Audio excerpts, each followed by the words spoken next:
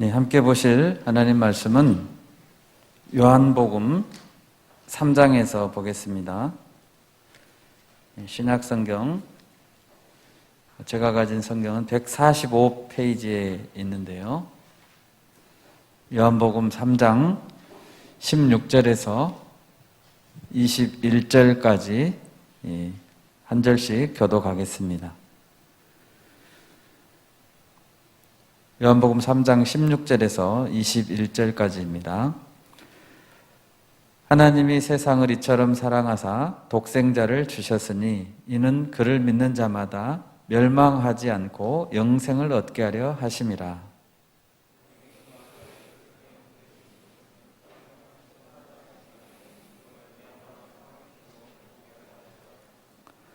그를 믿는 자는 심판을 받지 아니하는 것이요 믿지 아니하는 자는 하나님의 독생자의 이름을 믿지 아니하므로 벌써 심판을 받은 것이니라.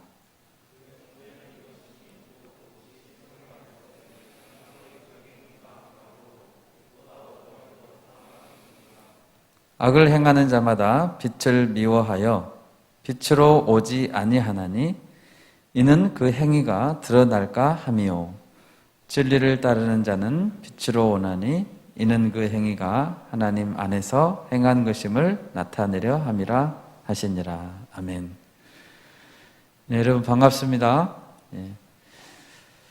2022년을 열면서 1월과 2월 동안에 요한복음 주일에 요한복음 전반부의 말씀을 보게 될 것입니다.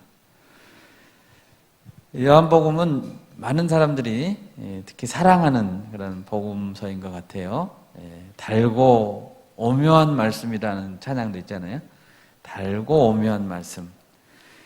특별히 복음서, 그 중에서도 요한복음에는 예수님의 말씀이 많이 기록되어 있습니다.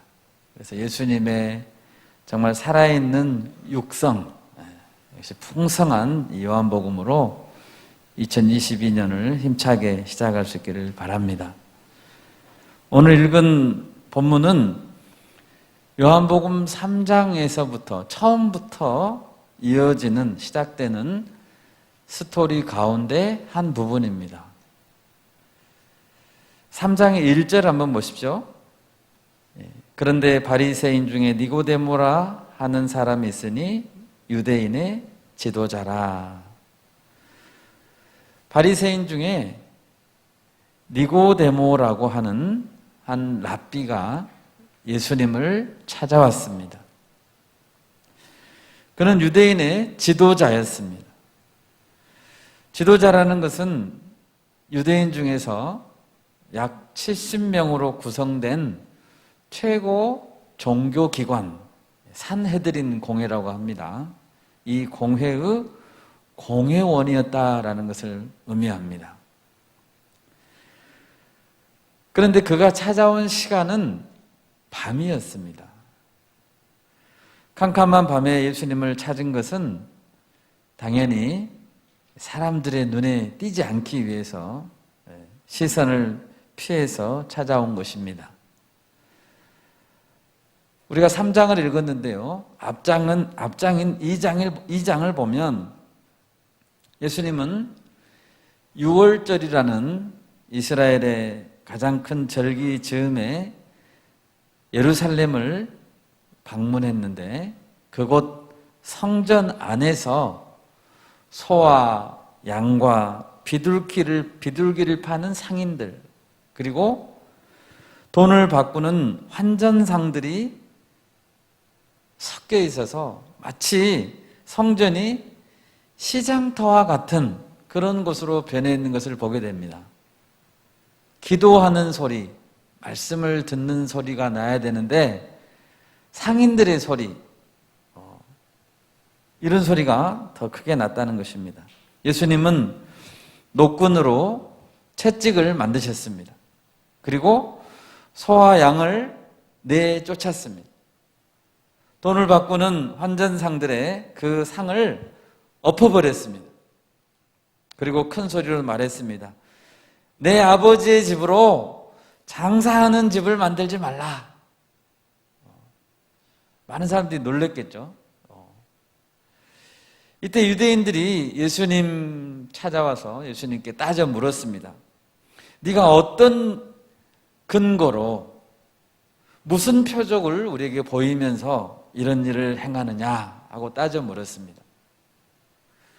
당연히 유대인들 그리고 유대인 지도자들은 예수님을 영접하지 않았습니다. 그리고 사사건건 따라다니면서 예수님과 부딪혔습니다. 바리새인들은 이런 자들이었어요. 그런데 이런 상황 중에서 니고데모라는 사람이 찾아왔다는 거예요. 그는 바리새인이었어요. 그리고 공회원이었어요. 그럼 왜 찾아왔을까요? 니고데모는 분명히 예수님의 행동을 눈여겨 봤을 것입니다. 그리고 그의 말씀을 들었을 것입니다. 저분은 분명히 하나님께로부터 온 분일 거야. 하나님이 저분과 분명히 함께 하신다. 이런 생각을 하면서 예수님께 찾아와서 자신의 깊은 신앙의 문제, 그리고 인생의 문제를 해결받고자 했습니다. 예수님은 한밤중에 찾아온 이 니고데모와 깊이 대화해 주시고 그에게 한마디 말씀을 하셨습니다. 물과 성령으로 거듭나지 아니하면 하나님의 나라에 들어갈 수 없다. 이 말씀은 니고데모의 마음에 혼란을 주었습니다. 지금까지 니고데모는 이스라엘의 선생으로서 백성들을 말씀으로 많이 가르쳤습니다. 그는 말씀 선생님이었습니다. 그런데 물과 성령으로 다시 태어나야 된다는 이 말씀을 이해하지 못했습니다. 하나님 나라에 들어갈 수 없다고 말씀하시니까 얼마나 충격받았겠어요. 자기는 그 말을 이해도 못하는데. 니고데모는 랍비가 되기 위해 얼마나 노력을 했을까요? 그리고 유대인의 지도자로서 공회원으로서 많은 사람들의 문제를 해결하고자 이리저리 열심히 쫓아다녔을 것입니다. 틈나는 대로 말씀을 가르쳤을 것입니다. 자기는 하나님에 대해서 굉장히 많이 안다고 생각했어요. 하나님의 종이라고 생각했어요. 그런데 거듭남의 비밀을 모르는 거예요. 이 상태로는 하나님의 나라에 들어갈 수 없습니다. 예수님의 말씀은 실로 충격적이었습니다. 여러분, 우리가 지금 주일에 여기 예배를 드리러 여러분 나와 있습니다. 예배에 정기적으로 출석하고 성경도 많이 알고 있다고 생각하고 교회 봉사도 하고 때로는 리더도 합니다. 그런데 물과 성령으로 거듭나지 않다면 안타깝게도 여러분은 하나님의 나라에 들어갈 수 없습니다. 헌신만으로는 하나님의 나라에 들어갈 수 없습니다. 여러분, 예수님이 천국으로 들어가는 그 길은, 그 문은 좁은 문이라고 했습니다. 여러분, 우리가 지금 바른 길을 가고 있는 것일까요? 여러분이 가는 그 길이 좁은 길 맞나요? 오늘 말씀을 통해서 예수님이 니고데모에게 정말 알려주고 싶은 영생의 비밀, 니고데모 그럼 어떻게 해야 되는 거예요? 성경 선생인데 거듭남의 비밀을 몰라요. 어떻게 해야 되죠? 이 말씀을 통해서 여기 계신 모든 분이 천국에 들어갈 수 있는 복을 누릴 수 있길 바랍니다. 네, 아멘. 네. 천국에 들어가야죠. 다. 첫 번째로 예수님은 이렇게 이야기하셨습니다. 하나님께서 세상을 이처럼 사랑했다라고 이야기하고 있습니다. 여러분, 우리는 하나님의 사랑을 알아야 합니다. 우리 16절 말씀 한 목소리로 읽겠습니다. 16절입니다. 하나님이 세상을 이처럼 사랑하사 독생자를 주셨으니 이는 그를 믿는 자마다 멸망하지 않고 영생을 얻게 하려 하심이라. 아멘. 이 말씀은 성경 전체를 잘 요약한 말씀입니다. 여러분, 하나님은 세상을 사랑하셨습니다. 지금도 사랑하십니다. 여기서 세상은 하나님께서 창조하신 모든 피조물, 특히 사람들을 가리킵니다. 하나님은 어떻게 세상을 창조하셨나요? 창세기 2장 8절에서 10절 말씀 자막을 한번 읽어보겠습니다. 창세기 2장 8절 10절입니다. 여호와 하나님이 동방의 에덴에 동산을 창설하시고 그 지으신 사람을 거기 두시니라. 여호와 하나님이 그 땅에서 보기에 아름답고 먹기 좋은 나무가 나게 하시니 동산 가운데에는 생명나무와 선악을 알게 하는 나무도 있더라. 강이 에덴에서 흘러나와 동산을 적시고 거기서부터 갈라져 네 근원이 되었으니. 에덴 동산에 관한 말씀이죠. 에덴이라는 단어는 기쁨, 즐거움이라는 뜻이라고 합니다. 하나님께서 만드신 세상은 정말로 완벽했습니다. 아름다운 최고의 걸작품이었습니다. 에덴 동산을 한번 보십시오. 보기 아름답고 먹기 좋은 나무들이 있었고 강물이 4강이 있어서 동산을 적셨습니다. 사람에게는 무한한 자유가 있었고 하나님이 주신 사명이 있어서 하나님을 대리해서 세상을 다스리면서 행복한 삶을 살 수 있었습니다. 하나님 얼마나 사랑하셨습니까? 그런데 첫사람 아담은 그 아내 하와와 함께 선악과를 따먹고 범죄하였고 에덴 동산에서 쫓겨나고 말았습니다. 그리고 죄로 인해 타락하고 저주받은 세상이 되었습니다. 그러면 하나님이 이 세상을 포기하셨을까요? 그렇지 않습니다.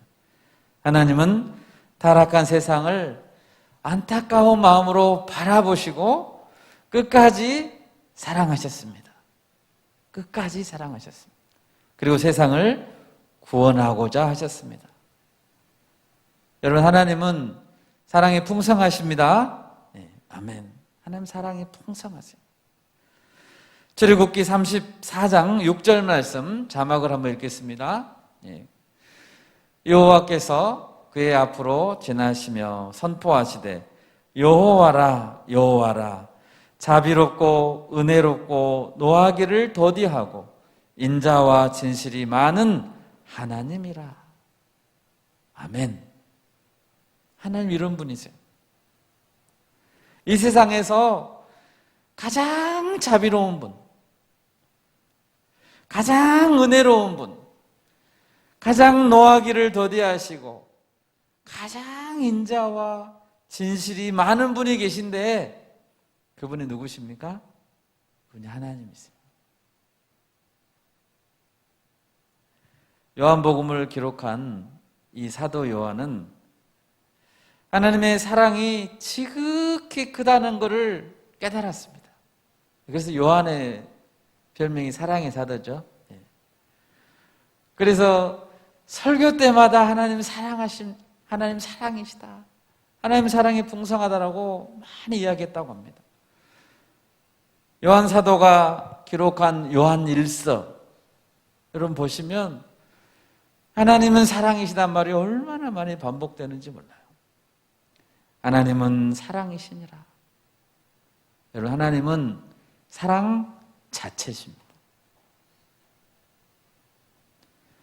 우리가 사랑 이야기 많이 하잖아요.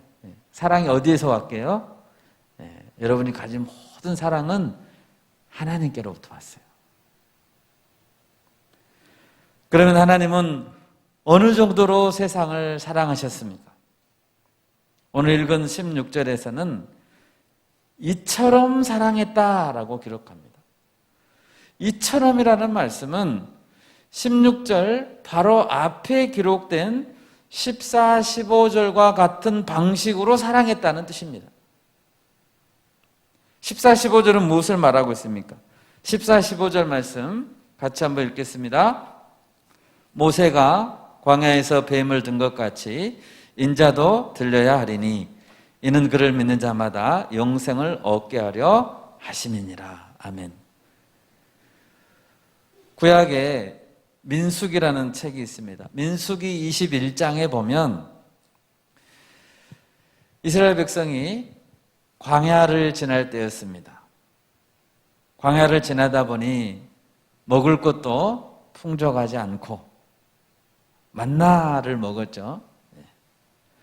물도 부족한 상황에서 계속 반복되니까 하나님과 모세를 향하여서 원망을 쏟아냈습니다. 이렇게 말했습니다. 우리 마음이 이 하찮은 음식을 싫어하노라 라고 말했습니다. 만나를 가리키면서 이 하찮은 음식을 우리 이제 싫어 이렇게 한 거예요. 여러분, 하나님이 주신 만나죠? 하나님이 주신 만나를 뭐라고 했다고요? 이 하찮은 음식이라고 했어요. 여러분, 하나님이 주신 것은 하찮은 게 없습니다. 하찮은 음식이라고 비하하고 하나님께 등을 돌리고 반역했습니다. 그러자 하나님은 그들에게 불뱀을 보냈습니다. 불뱀. 독이 있는 뱀이었습니다. 백성들을 물게 했습니다. 뱀에 물린 많은 사람들이 죽었습니다. 하나님께서 진노하신 것이죠. 그러자 백성들은 울면서 회개했습니다. 한 번만 살려주십시오. 이렇게 기도하는 백성들을 살리기 위해서 하나님이 모세에게 한 가지 명령을 했습니다. 노수로 불뱀을 만들어서 장대 위에 높이 매달아라 라고 말했습니다. 그것을 보면 보는 자는 살리라 라고 말씀도 주셨습니다. 우리 민수기 21장 9절 말씀 한번 띄워주시기 바랍니다. 같이 읽겠습니다.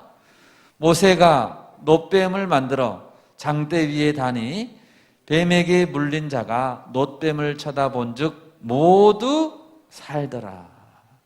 어떤 자가 산다고요? 쳐다본 자.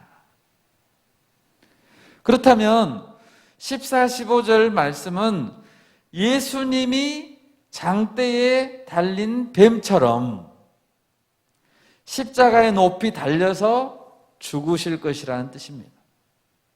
그리고 십자가에서 자신의 죄를 위해 죽으신 예수님을 믿음의 눈으로 바라보면 바라본 자는 살게 될 것이라는 그런 뜻입니다.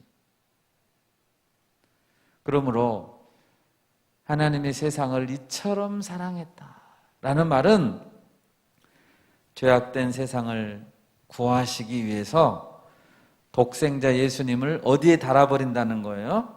십자가에 달겠다라는 뜻입니다. 여러분, 독생자라는 뜻이 무엇입니까?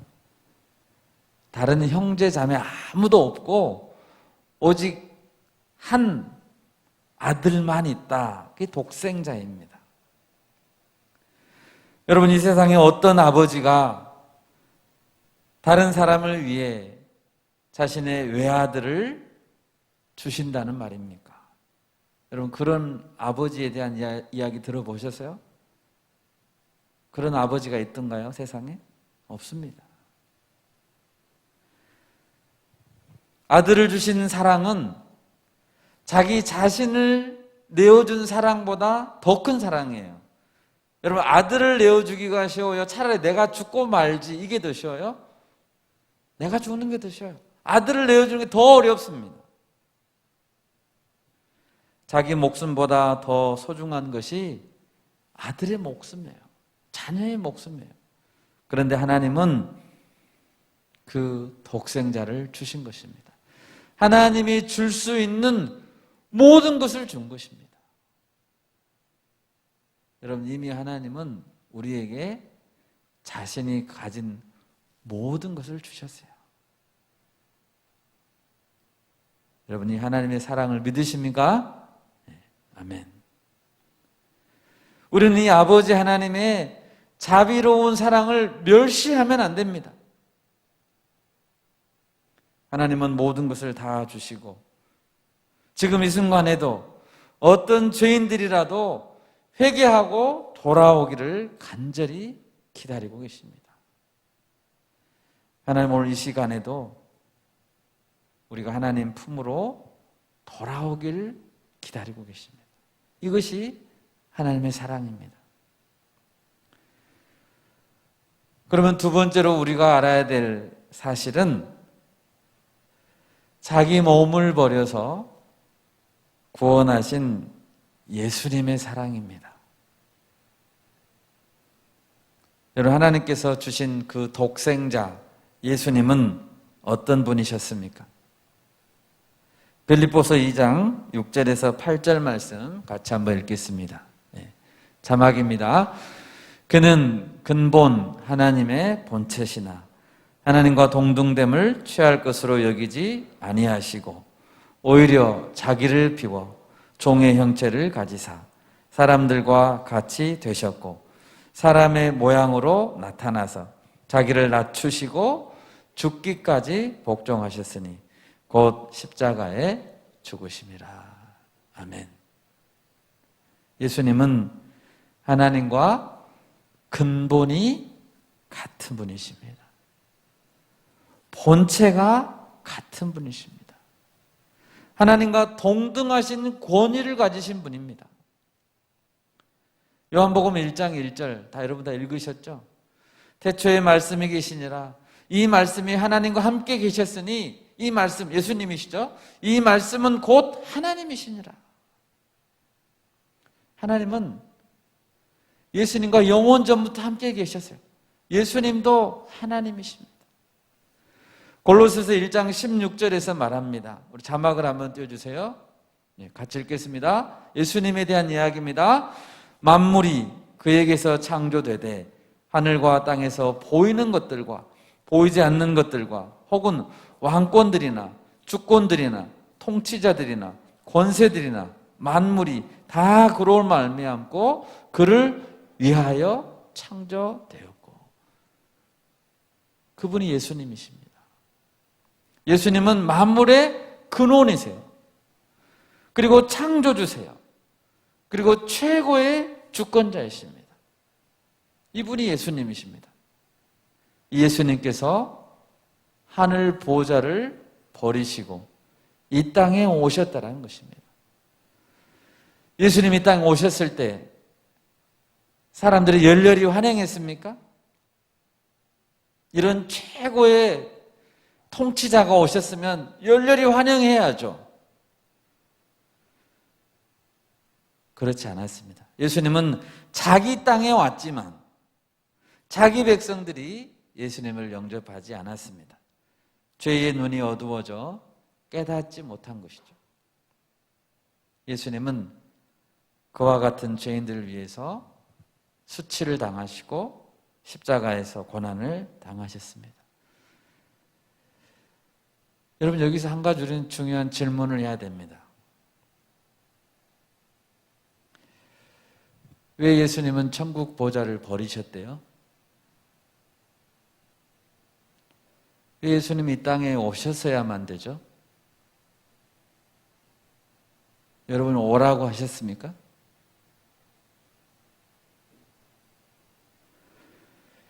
예수님은 왜 십자가에서 죽으셔야만 했죠? 그렇게 하지 않으면 안 되는 이유가 있습니까? 여러분, 예수님이 이 땅에 오셨을 때 사람들은 참빛을 알아보았습니까? 아닙니다. 사람들이 죄를 깨닫고 회개했습니까? 예수님 오시니까 나는 회개해야 되겠다. 눈물을 막 다 흘리고 회개했습니까? 아닙니다. 인간들이 회개하지도 않았고 자기의 죄 때문에 죽는 것은 당연한 거예요. 여러분, 사람들이 자기들 때문에 죽는 건 당연한 겁니다. 그런데 왜 예수님이 죽으셔야만 됐습니까? 저와 예수님이 오신 것까지는 좋다고 칩시다. 그러면 오셔서 산상보훈 같은 주옥 같은 말씀 많이 하셨죠? 추억 같은 말씀 설교들 많이 하셨습니다. 그런 설교만 하시고 그냥 다시 올라가시면 안 되나요? 너희들 잘 살아야 돼 하고 가시면 안 됩니까? 병 고쳐주시고 제자를 12제자를 남기시고 열심히 잘해야 돼 하고 천국에 다시 올라가시면 안 되나요? 예수님은 왜 십자가에서 죽으셨대요? 여러분, 인류에 많은 스승들이 있죠. 열심히 가르쳐주고 자기 갈 길 가신 분들 많습니다. 예수님도 그렇게 하시면 안 되나요? 예수님이 고통스럽고 수치스러운 십자가에서 죽으셔야 했던 이유는 우리를 사랑하셨기 때문입니다. 우리를 사랑하셨기 때문이라고 밖에 설명이 안 됩니다. 정말 사랑하셨기 때문에 죽어가는 우리를 포기할 수가 없었고, 포기하지 않는다는 것은 그들을 살려야 되잖아요. 그죠? 완전하게 살려야 되잖아요. 십자가에서 자신이 저주받는 길만이 그들을 살릴 수 있는 유일한 길이었기 때문입니다. 예수님이 죽지 않으면 우리가 살 수 없기 때문이에요. 그래서 죽으신 것입니다.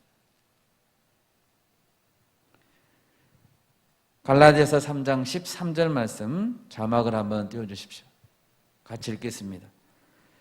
그리스도께서 우리를 위하여 저주를 받은 바 되사 율법의 저주에서 우리를 속량하셨으니 기록된 바 나무에 달린 자마다 저주 아래에 있는 자라 하였습니다. 우리를 율법의 저주에서, 우리는 다 율법의 저주 아래에 있습니다. 왜요? 말씀을 지키지 못했거든요. 말씀을 지키지 못하면 죽음이라고 이미 선언이 되어 있거든요.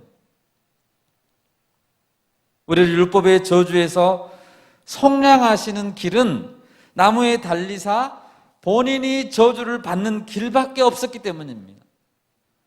여러분, 그래서 우리가 요청하지 않았음에도 예수님은 십자가에서 죽으신 것입니다. 우리가 아직 죄인 되었을 때 우리를 사랑하신 것입니다. 율법의 저주에서 죄인들을 살리는 길은 대속물로 자신을 내어주고 그들을 살리는 그 길밖에 없었기 때문입니다. 산상보훈 말씀만 가지고는 우리를 구원하실 수 없어요. 예수님은 십자가에서 죽으셔야만 됐습니다. 여러분, 예수님은 어떤 숭고한 신념 때문에 죽으신 게 아닙니다. 인류의 평화를 위해서 신념 때문에 죽으신 분이 아니에요. 예수님은 능력이 없어서 죽은 분이 아닙니다. 예수님께서 겟세마네 동산에서 마지막 날 잡혔죠. 잡히시기 전에 제자들 중에서 예수님을 잡으러 온 대제사장의 종들이 있어서 제자들 중에서 칼을 빼서 휘두른 사건이 있었습니다. 제자들이 칼을 가지고 다녔던 것 같아요. 그래서 대제사장의 하인 중 한 명 말고라는 하인의 오른쪽 귀를 날려버렸습니다. 정말 죽이려고 휘두른 거죠. 오른쪽 귀만 뱄어요. 이때 예수님이 뭐라고 말씀하셨습니까? 너는, 내가 칼을 휘두른 자에게, 제자에게 말하는 거예요. 너는 내가 내 아버지께 구하여 지금 12군단이 더 되는, 여러분 군단이 얼마나 숫자가 많습니까? 12군단이 더 되는 천사를 보내시게 할 수 없는 줄로 아느냐? 라고 말했습니다. 여러분 구약성경에 천사 한 명이 뜨니까 18만 5천 명이 죽었다고 했습니다. 12군단이 되는 천사, 주님이 부를 수 있어요. 지금 당장 부르면 옵니다. 12군단이 옵니다. 천사가. 예수님은 무한한 능력을 가지신 분이에요. 예수님 능력이 없어서 죽으신 게 아니에요. 스스로 죄인들의 대속물이 되기 위해서 스스로 목숨을 버리신 것입니다. 여러분 이걸 알아야 돼요. 피 흘림이 없이는 죄 사함이 없느니라 라는 말씀이 있습니다. 피 흘림이 없이는 죄 사함이 없기 때문에 피 흘려 죽는 어린 양이 자기가 되셔야 했습니다. 그래서 죽으신 것입니다.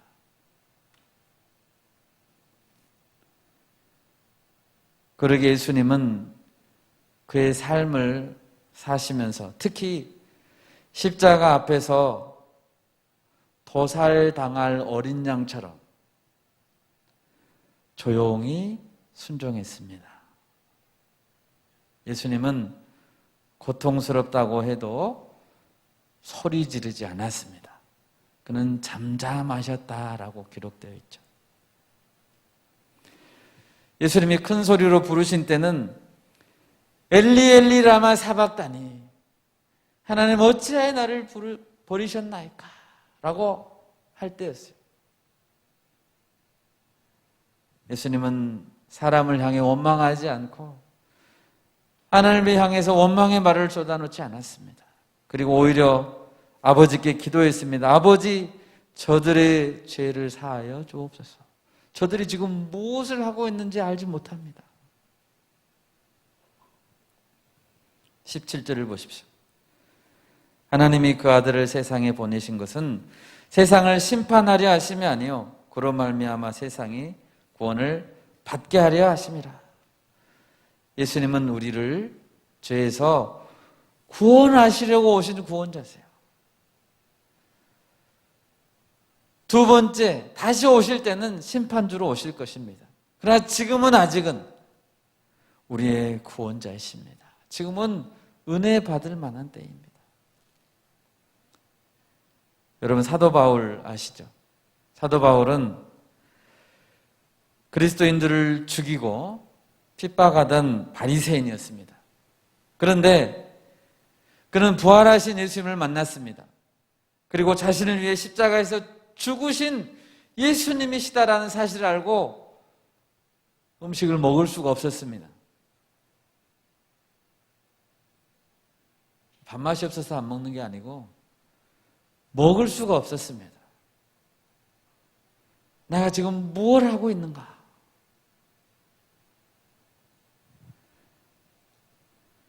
예수님만이 진정한 구원자이시구나 라고 깨달았습니다. 그는 고백했습니다. 나는 예수를 만나기 전에는 비방자였다, 박해자였다, 폭행자였다라고 고백했습니다. 예수를 만나기 전에는 십자가에 못 박히신 그리스도가 거리끼는 것이었습니다. 메시아라면 어떻게 십자가에서 죽을 수가 있지? 무능력한 메시아 아닌가? 이렇게 생각했습니다. 유대인에게는 십자가는 거리끼는 것입니다. 수치스러운 것입니다. 그러나 그것이 수치스러운 것이 아니고 십자가는 능력이라는 것을 깨달았습니다. 헬라인에게는 십자가는 미련하게 보였습니다. 그러나 십자가는 하나님의 최고의 지혜였습니다. 사도 바울이 깨달았습니다. 그리고 그는 변화되었습니다. 고린도전서 2장 2절 말씀 자막을 띄워주시기 바랍니다. 같이 읽겠습니다. 내가 너희 중에서 예수 그리스도와 그가 십자가에 못 박히신 것 외에는 아무것도 알지 아니하기로 뭐 했다고요? 작정했다. 여러분 무엇을 위해서 올해 작정하시렵니까? 무슨 결심을 하셨습니까? 사도 바울은 예수를 만난 이후로 나는 예수 그리스도를 알기로 작정했다. 그분의 십자가의 비밀, 십자가의 사랑을 알기로 작정했다. 그 외에는 아무것도 알지 아니하기로 나는 작정했다. 사도 바울은 이후로 한 번도 뒤돌아보지 않았습니다. 그리고 앞에 있는 표대를 향하여서 그의 평생 걸어간 것이 아니고 달려갔습니다. 사도 바울이 그리스도를 붙잡고자 했던 이유는 그 길만이 유일한 생명의 길임을 깨달았기 때문입니다. 여러분, 그렇다면 세 번째로 이제 우리가 어떻게 반응해야 될까요? 우리가 알아야 될 사실은 예수님의 그 사랑을 믿고 영접하는 것입니다. 이제 우리 앞에는 하나님의 아들을 주신 사랑, 그리고 예수님의 십자가 사랑이 있습니다. 그러면 그 사랑을 보여주신 예수님은 우리에게 무엇을 요구하고 있습니까? 오늘 16절에서 그렇게 말했죠. 이는 그를 믿는 자마다 멸망하지 않고 영생을 얻게 하려 하심이라. 우리는 뭐 해야 됩니까? 우리는 믿어야 합니다. 여러분 믿으십니까? 네, 아멘. 18절은 말합니다. 18절 말씀 우리 한 목소리로 한번 읽어볼까요? 18절 그를 믿는 자는 심판을 받지 아니하는 것이요 믿지 아니하는 자는 하나님의 독생자의 이름을 믿지 아니함으로 벌써 심판을 받은 것이니라. 믿는 자는 심판을 받지 않고, 여러분 믿으신다고 방금 했습니다. 심판은 받지 않습니다. 그것도 믿으시기 바랍니다. 믿지 아니하는 자는 심판을 어떻게 받았다고요? 벌써 받았대요. 벌써. 이 말씀에서 우리가 꼭 기억해야 될 부분이 있습니다. 자, 믿지 않는 자는 이미 심판을 받았다라는 것입니다. 자, 믿지 않으니까 단지 나는 부패한 상태, 죄를 지어서 부패한 상태에 머물러 있는 것만이 아닙니다. 진노의 심판을 받았다는 것입니다. 예수 믿지 않으니까 나는 그냥 죄 지은 상태라는 게 아닙니다. 여기서는 뭐라고요? 이미 벌써 진노와 심판을 받았다라는 무서운 말씀입니다. 어떤 사람들은 이렇게 생각합니다. 나는 예수를 믿지 않아. 그런데 뭐 천국 안 들어가면 되지 뭐. 이렇게 생각합니다. 안 들어간다고 뭐 큰일이 있겠어? 라고 생각합니다. 어떤 사람은 나는 죽는 순간에 내 영혼이 먼지처럼 사라져 버릴 거야 라고 생각합니다. 아니면 나는 다시 태어날 거야 라고 말합니다. 다 잘못된 생각입니다. 다 사실이 아닙니다. 히브리서 10장 26절, 27절 말씀 띄워주시기 바랍니다. 같이 읽겠습니다. 우리가 진리를 아는 지식을 받은 후 짐짓 죄를 범한 즉 다시 속죄하는 죄사가 없고 오직 무서운 마음으로 심판을 기다리는 것과 대적하는 자를 태울 맹렬한 불만 있으리라. 아멘. 여러분, 지옥에 대해서 가장 말씀을 많이 하신 분이 예수님이십니다. 예수님은 마가복음 9장에서 이렇게 말했습니다. 거기에는 구더기도 죽지 않고 불도 꺼지지 아니하느니라. 누가 말했다고요? 예수님이 말씀하셨습니다. 여러분, 예수님께서는 지옥에 대해 말씀하실 때 영원한 고통, 지옥 문에 들어갈 때만 고통이 있는 게 아니에요. 영원한 고통, 영원한 불심판이 있다고 말씀하셨습니다. 여러분 꼭 기억하시기 바랍니다. 지옥은 절대 들어가면 안 돼요. 체험도 하지 마세요. 지옥 체험. 여러분, 우리가 예수님을 믿는다고 할 때, 예수님을 믿습니다라고 할 때, 물론 이 믿음은 궁극적으로는 그것도 하나님이 은혜로 주신 선물입니다. 그렇지만 동시에 예수님은 우리에게 믿음을 요구하십니다. 둘 다 맞습니다. 믿음은 하나님의 선물입니다. 네, 맞아요.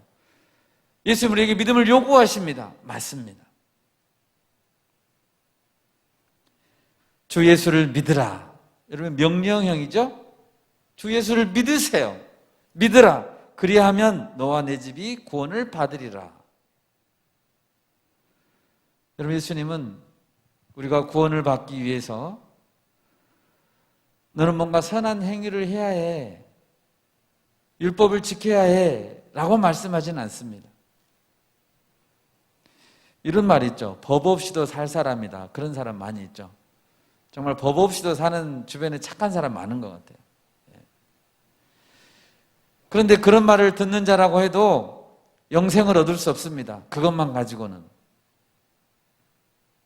이 세상에서 최고로 존경받는 도덕군자가 있다고 해봅시다. 도덕군자. 그래도 그는 스스로를 구원할 수 없습니다. 우리는 인간이 할 수 있는 방법을 다 동원한다고 해도, 도덕과 지식과 경험과 사상과 철학과 모든 것을 다 동원한다고 해도 하나님의 영광에 이르지 못합니다. 모든 사람이 죄를 범하였음에 하나님의 영광에 이르지 못합니다. 그것 때문에 예수님이 오신 것입니다. 예수님 외에 다른 길은 없습니다. 예수님께서 십자가에 죽으시기 전에 마지막 했던 말이 무슨 말씀이세요? 마지막 하고 돌아가셨죠. 마지막 했던 말, 내가 다 이루었다 였습니다. 무엇을 이루었다는 것이죠? 우리의 구원, 우리의 구원을 다 이루었습니다. 남겨놓지 않았습니다. 이제 우리는 그 예수님의 사랑과 사역의 완성을 믿고, 예수님 당신이 나의 구원자이십니다라는 것을 믿으면 됩니다. 그것만 하시면 돼요.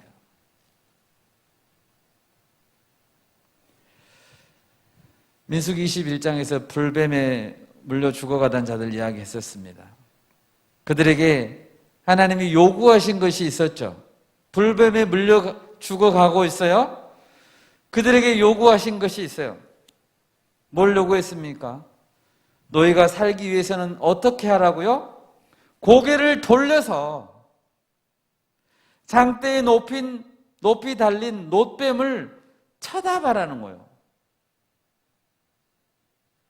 여러분, 쳐다보는 게 어렵습니까?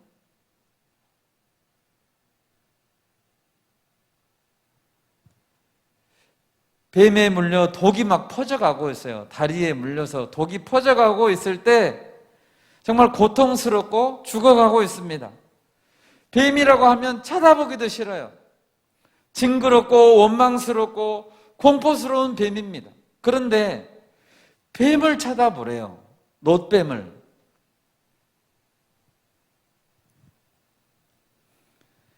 하나님 말씀에 의지해서, 하나님이 그렇게 말씀하셨기 때문에 그 말씀에 의지해서 장대 위에 높이 달린 놋뱀을 고개를 돌려서 믿음으로 쳐다보십시오.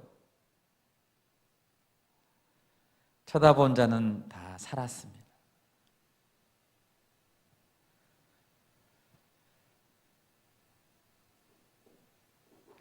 쳐다만 보면 산다고?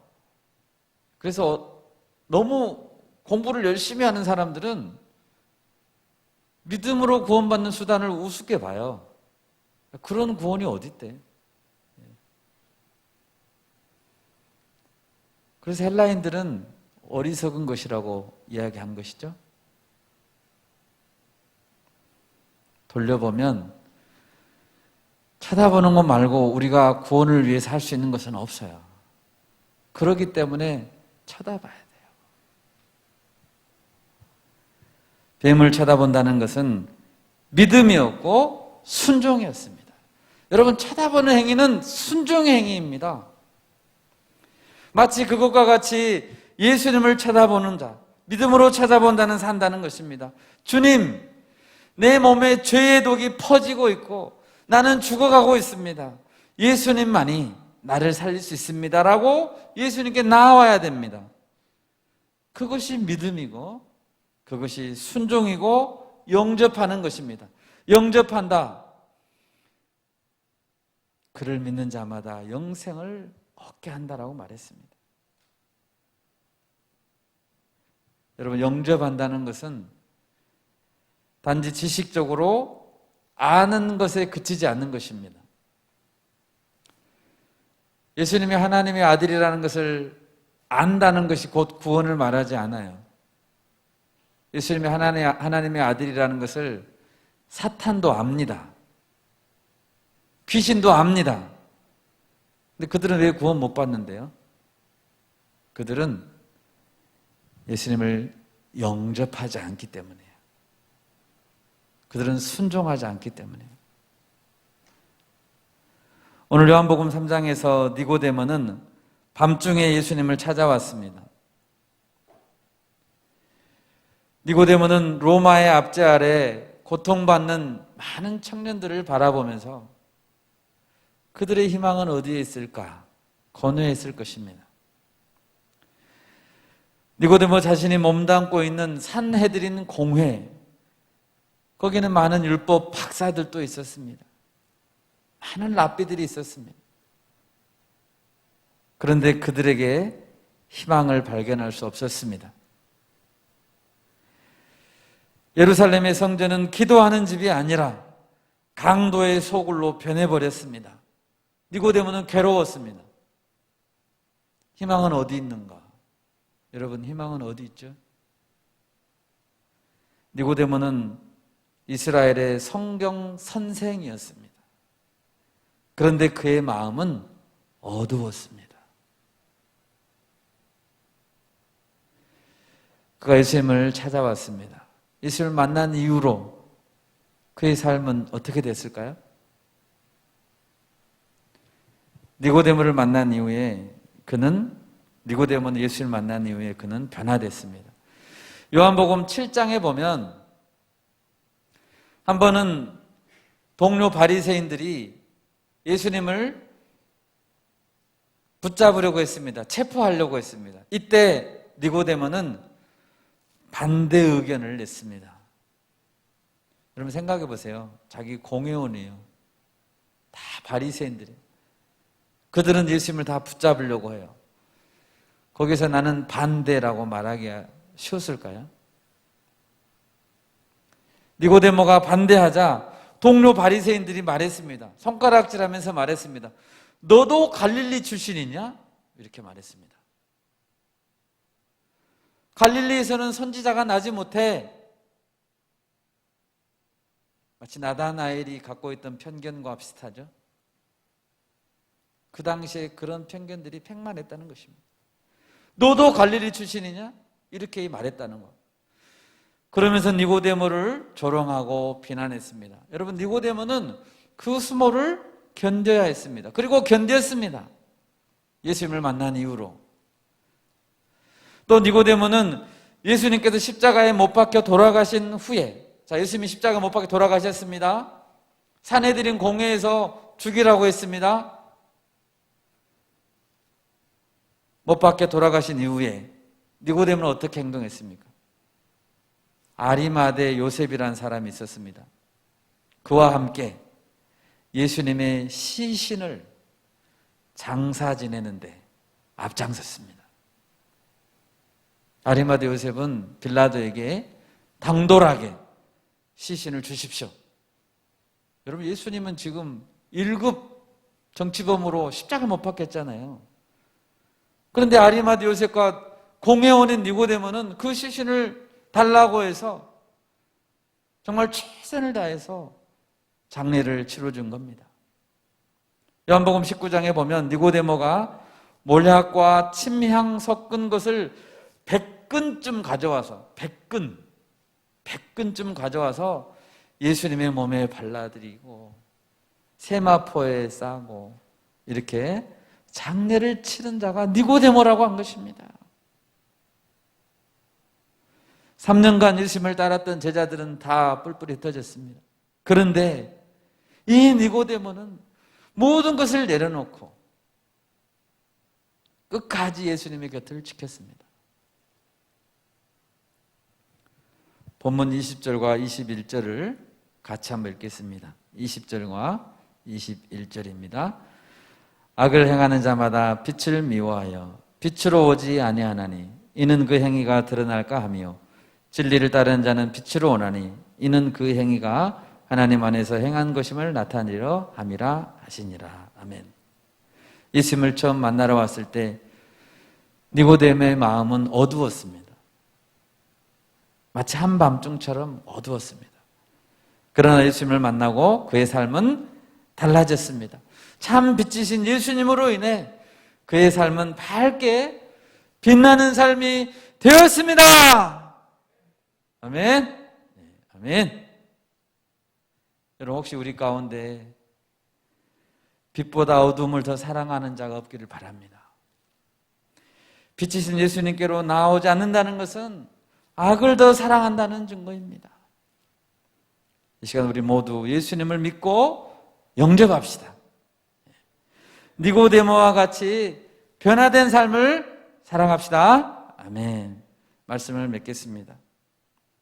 여러분 사랑의 하나님께서 우리에게 독생자 예수님을 주셨습니다.